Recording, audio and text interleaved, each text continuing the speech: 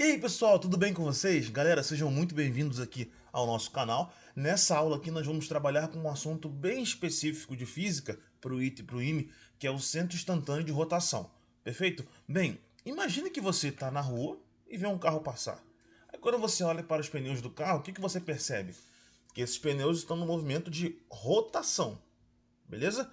Só que além da rotação, você concorda comigo que esse pneu também tem um movimento de translação? Por quê? Porque ao mesmo tempo que ele está rodando, você vê ele rodando, ele está indo para a sua direita ou para a sua esquerda junto com o carro, beleza? Então vamos pensar no seguinte, ó. Vou fazer aqui uma superposição de dois movimentos, de dois tipos de movimento. Vou considerar aqui, não se assustem com esse tanto de circunferências desenhadas, eu vou explicar já. Translação, rotação e aqui é a superposição desses dois movimentos. Então, superposição. Então vamos lá. Vamos imaginar que o carro está indo para a direita com velocidade v.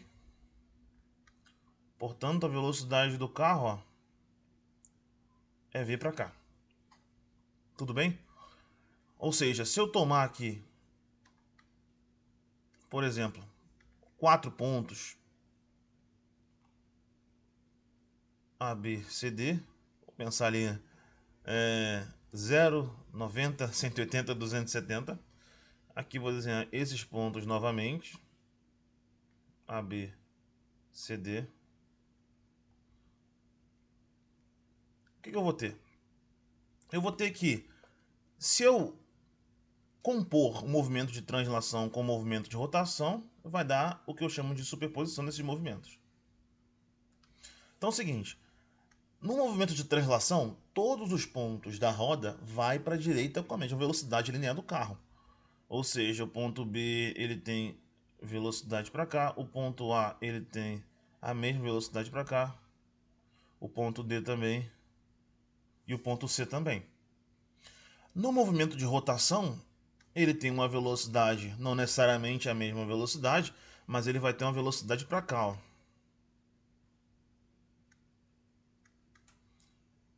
O A ele está rotacionando, vamos supor que essa roda está rotacionando no sentido horário, o carro está indo para a direita. Então ele vai ter uma velinha aqui, que vai ser de rotação. O B ele vai estar para onde? Ele vai estar apontado para baixo, o vetor velocidade, nesse instante. O ponto C está assim, para a esquerda, e o ponto D para cima. Essa roda, novamente falando, girando no sentido anti-horário, perdão, no sentido horário. Quando eu for fazer a superposição do movimento de translação com o movimento de rotação, eu vou ter aqui ó, o movimento resultante. Ou seja, se eu considerar esses vetores de velocidade, eu vou ter aqui o meu V, que não alterou. Eu vou ter em A o meu V para a direita também. Em B eu vou ter o meu V para a direita também. Em C, V para a direita. Em D, V para a direita, mesma coisa. Agora o movimento de rotação. Em A eu vou ter para cá um V'. Em B eu vou ter para cá um V'. Em C eu vou ter para cá um V'. Em D eu vou ter para cá um V' também. Tudo bem? Agora que são elas. Se eu falo para você que esse carro, ele as rodas, no caso, as rodas do carro giram, mas não escorregam. O que quer dizer isso? Eu não tenho velocidade relativa com relação ao solo no ponto de contato dessas rodas com o solo, beleza? Então pensa comigo, se a roda está girando e a cada instante o ponto de contato do pneu com o chão não tem velocidade relativa, ele está momentaneamente com velocidade igual a zero, o que eu posso falar? Eu posso falar aqui, pessoal, ó, que V' é igual a V. E eu garanto que esse cara não está escorregando. Se V' é igual a V, pessoal, então eu posso vir aqui nessa figura da direita aqui, de superposição, posso apagar o linha em cima de todo mundo, porque é igual a V, tá? Apaguei o linha. Logo, quem serão as velocidades resultantes aqui? V e V, opa, eu vou ter aqui um V raiz de 2. Em cima, em A, V e V, eu vou ter um 2V para a direita. Em B, novamente, eu vou ter aqui ó, resultante, 1V raiz de 2. E no ponto C, 0. Então, se eu for desenhar aqui a figura resultante, né, só considerando os vetores resultantes, eu vou ter que para a direita no ponto A, 2V. Eu vou ter inclinado aqui no ponto B, V raiz de 2, perdão, V raiz de 2. O ponto C, V igual a 0, vou colocar. E no ponto B vai ser igual ao o ponto B, né? Eu vou ter para cá o V raiz de 2 e esse ponto, o centro, que eu vou chamar de O, com velocidade V. Tudo bem? Ok, pessoal. Uma outra forma que você pode pensar nesse problema é o seguinte, ó. Deixa eu fazer até outro círculo aqui, ó. Com essa condição de não escorregar, você concorda comigo, ó, que a cada instante, esse ponto aqui, que vai ser um ponto de contato com o solo, ele vai estar com velocidade relativa igual a zero, ele vai estar grudado no solo, não vai escorregar? Então pensa comigo que a cada instante, pessoal, esse cara está parado e os outros pontos da roda estão girando com relação a ele com a mesma velocidade angular. Por quê? Ué, a roda é uma só. Os pontos não estão defasados da roda. O pneu ele não se deforma. Logo, esses pontos eles vão se movendo juntos. Então pensa comigo. Se esse ponto C ele é meu centro instantâneo de rotação, e por isso vem o nome, ele é o ponto onde instantaneamente os outros pontos da roda giram em relação a ele com a mesma velocidade angular. Então, nesse ponto aqui, nesse instante aqui, esse ponto C, ele é o meu centro instantâneo de rotação. E se você pegar, por exemplo, o ponto D, liga o ponto D ao ponto C. Esse ponto D, nesse instante, está com a velocidade angular com relação ao ponto C. E essa velocidade angular, ela é perpendicular, perdão, ela é tangente à circunferência no qual esse cara daria a volta. Vamos pensar assim, ó. A figura não ficou uma circunferência exata, mas você conseguiu entender a ideia. Então, nesse momento, a velocidade de D é perpendicular a essa reta que você traça entre DC, esse segmento de reta. Então, aqui seria aquele nosso V raiz de 2, no caso, né? Mas eu vou chamar aqui de VD. Perfeito? O ponto A, liga o ponto A no ponto C. Nesse instante, ele também faz essa circunferência com relação ao ponto C, ó. Eu vou ter VA. Liga B com C, mesma coisa, ó. Ele faria uma circunferência nesse momento. É VB. Então, pessoal, no geral, o que eu posso falar? O ômega é igual para todos os pontos. Então, o ômega aqui, ó, igual para todos os pontos com relação ao centro instantâneo de rotação. Então, o que vai ser o ômega? Ele vai ser VA sobre R de A. Aqui tem um ponto O também. O R de A é esse cara aqui, ó. O R de D é esse cara aqui. O R de B é esse cara aqui. Isso vai ser igual a VB sobre RB, que vai ser igual a VC sobre RC, que vai ser igual, por exemplo, a VO sobre RO.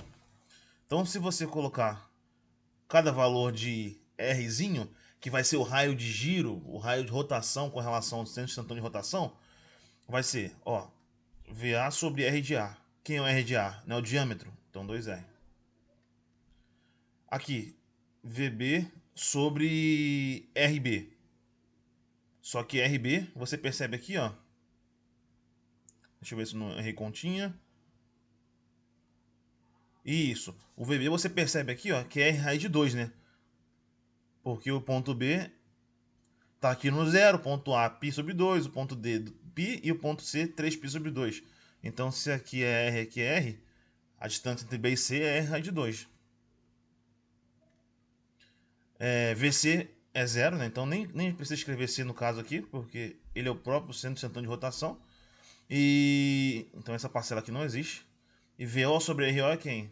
É V sobre R. E dessa relação você consegue descobrir VA e VB e o próprio VO com relação a V.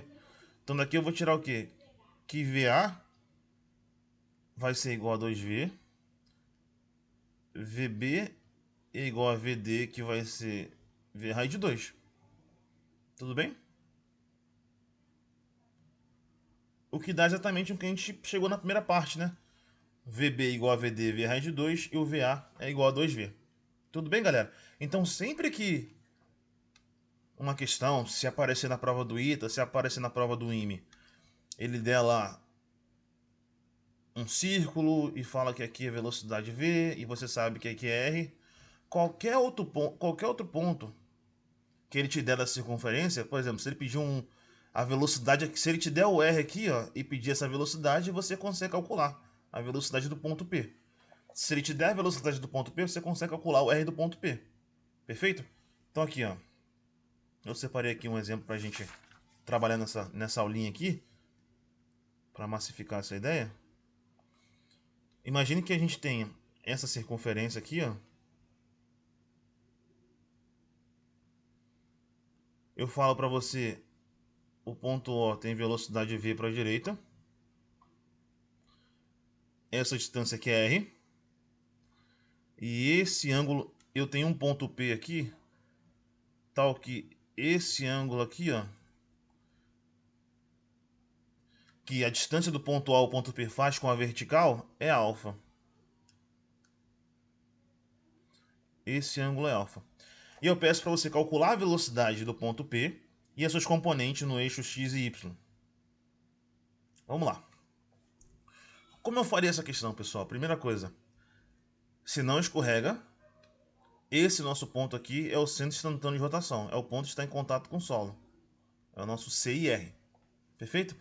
Eu ligo o ponto P ao centro instantâneo de rotação, primeira parte. O alfa, ele é ângulo externo ao triângulo OP.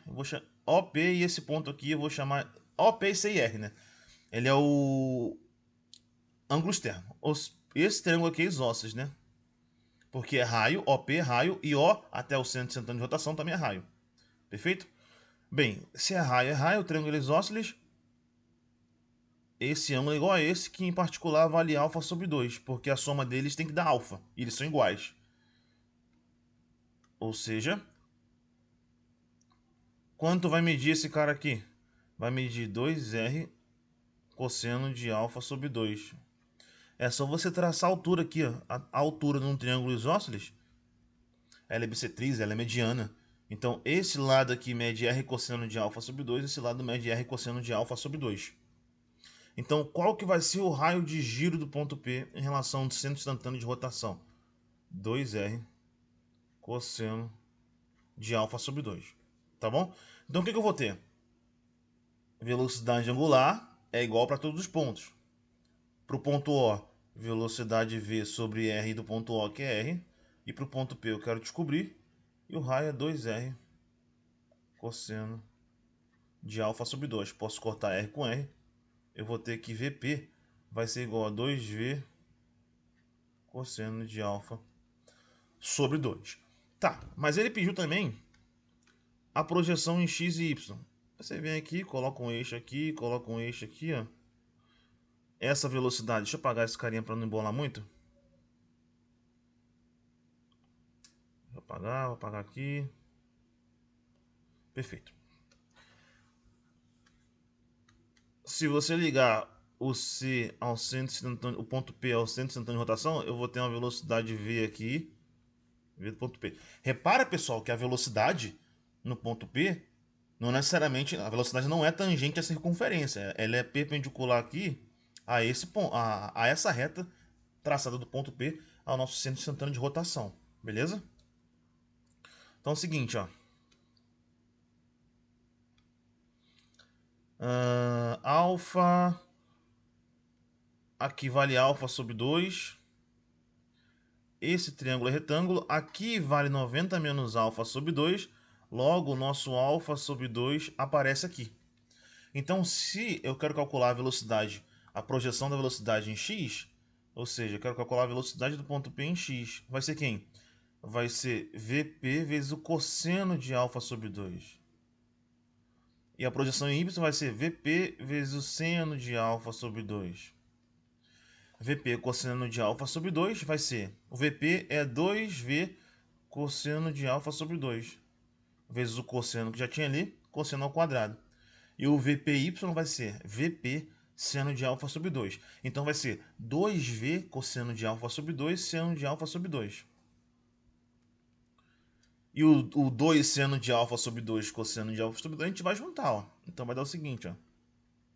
2V cosseno de alfa sobre 2, seno de alfa sobre 2. Só que 2 seno de alfa sobre 2 cosseno de alfa sobre 2 é o seno do dobro, ou seja, seno de alfa. Então esse cara aqui dá o nosso seno de alfa. Perfeito, pessoal? Bem, esse aqui, como eu falei, é um assunto específico, que pode cair na prova do ITA, que pode cair na prova do IME tranquilamente, é um assunto a mais aí que eu trouxe pra gente trabalhar. Espero que você tenha gostado, espero que você tenha principalmente entendido essa aula. Tá bom, pessoal? Bem, desejo boa sorte para vocês nessa reta final também, no momento, dependendo do momento que você está vendo esse vídeo aqui, que ele seja útil para você.